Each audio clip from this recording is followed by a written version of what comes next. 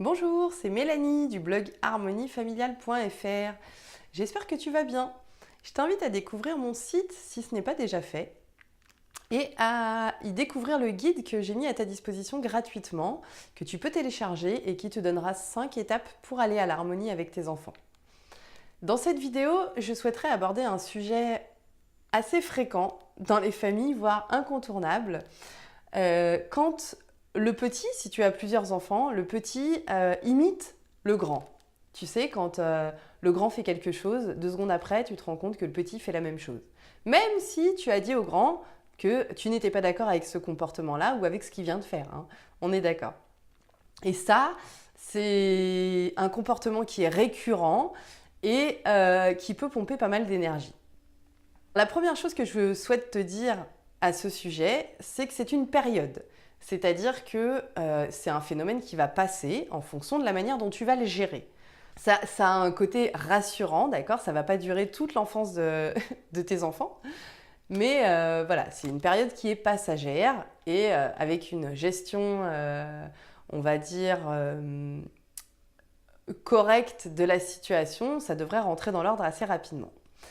Alors, le piège à éviter, c'est évidemment de comparer les enfants.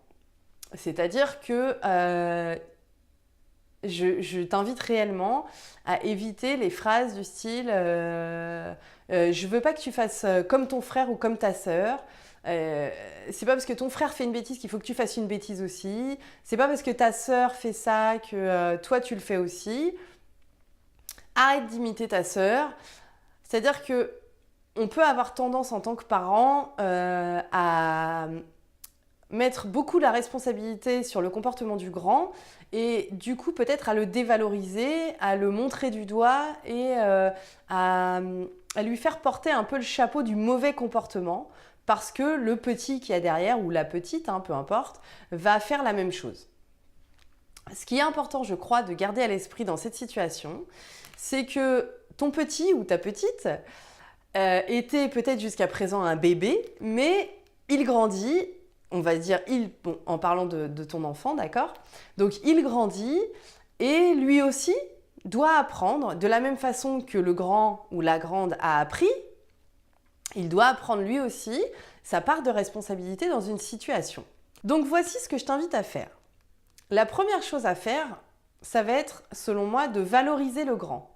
Valoriser le grand, ça veut dire le valoriser dans son rôle de grand frère ou de grande sœur en lui donnant des missions. Par exemple, discuter avec lui et lui dire, tu sais, voilà, tu es la grande sœur, c'est toi qui es le grand frère, et ben, tu as remarqué que ton petit frère ou ta petite sœur a tendance à faire tout ce que tu fais. T'as un peu une sorte de super pouvoir sur lui, et du coup, tu as la possibilité, dans ton rôle de grand frère ou de grande sœur, de lui montrer ce qui est bien de faire, de l'aider à devenir meilleur, de l'aider à faire bien les choses. Tu as la possibilité de lui montrer comment il peut se sortir d'une situation qu'il n'arrive pas encore à gérer. Parce que toi, toutes ces choses-là, tu les connais, tu les sais, parce que tu es le plus grand, tu es la plus grande. Donc c'est important que tu aies ton rôle de grand frère ou de grande sœur en essayant vraiment de montrer ce qu'il y a de bien pour ton petit frère ou ta petite sœur. De même, je t'invite à apprendre à responsabiliser ton petit. Parce que c'est vrai que souvent le petit, surtout si c'est le dernier, on a tendance à le voir toujours petit, c'est un réflexe assez naturel. Sauf que en fait, comme je le disais tout à l'heure, il grandit. Donc lui aussi, il faut qu'il apprenne sa part de responsabilité.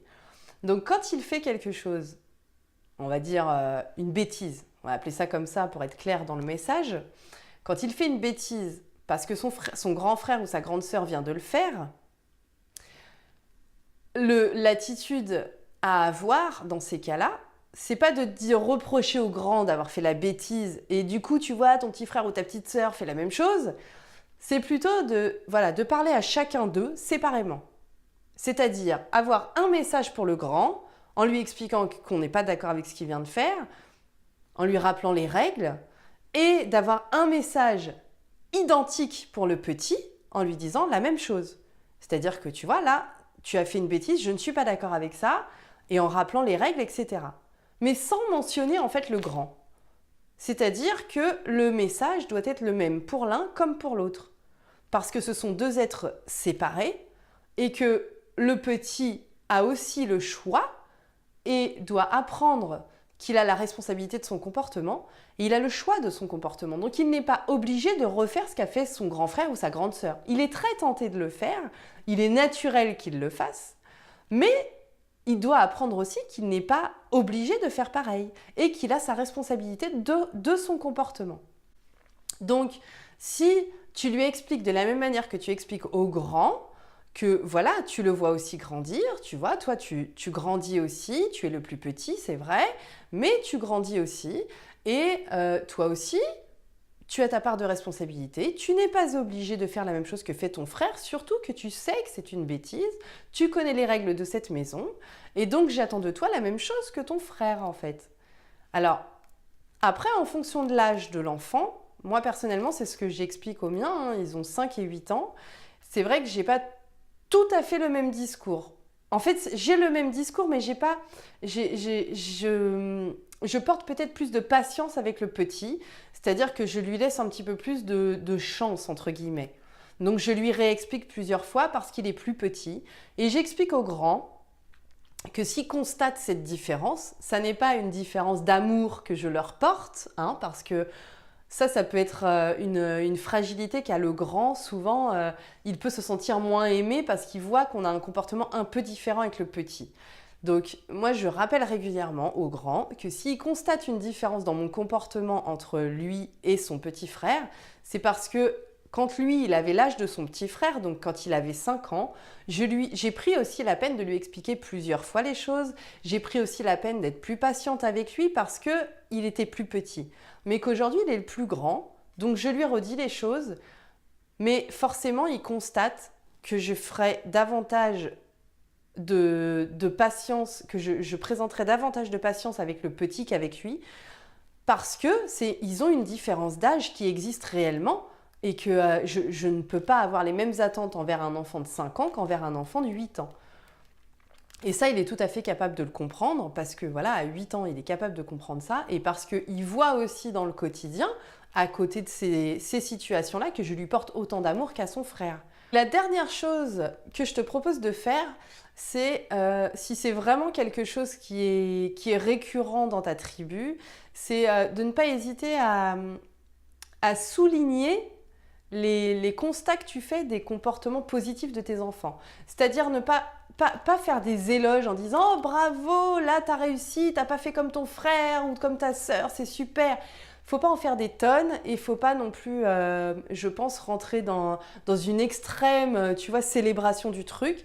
Par contre, juste voilà, formuler un constat factuel, c'est-à-dire oh là je vois que tu as bien compris la règle à respecter et que tu as pris soin de le faire. Et je trouve ça très agréable. Donc tu n'utilises pas de comparaison avec le grand frère. Si par exemple le petit, tu vois, n'a pas refait la bêtise du grand frère, tu ne vas pas dire, bah tu vois, t'es pas comme ton frère lui il a fait la bêtise. Non, tu n'utilises pas de comparaison, tu parles pas du grand frère, tu parles que au petit. Tu t'adresses au petit et tu constates simplement ce qu'il a fait. Parce que en fait, si c'est pas quelque chose de naturel jusqu'à présent, il a fait un effort pour le faire. Donc c'est important aussi qu'il se sente reconnu dans cet effort.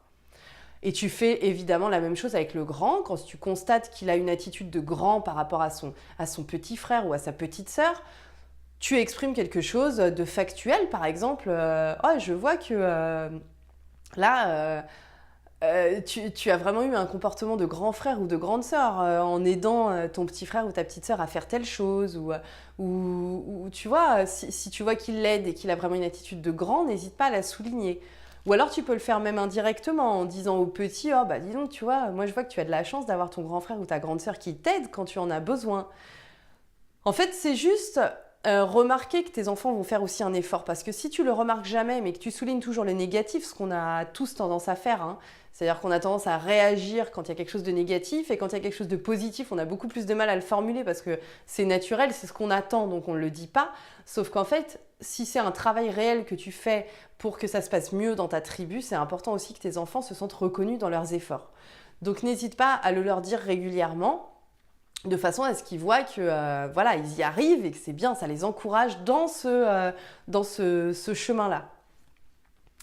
J'espère avoir pu t'apporter quelque chose d'intéressant et de positif dans cette vidéo pour améliorer les choses dans ta tribu.